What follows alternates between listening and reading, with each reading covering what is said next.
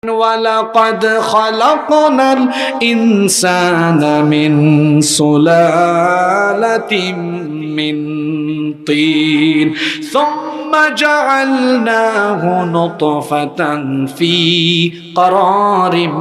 مَكِينٍ ثُمَّ خَلَقْنَا النُّطْفَةَ عَلَقَةً فَخَلَقْنَا الْعَلَقَةَ مُضْغَةً فَخَلَقْنَا المضغة عظاما فكسونا العظام لحما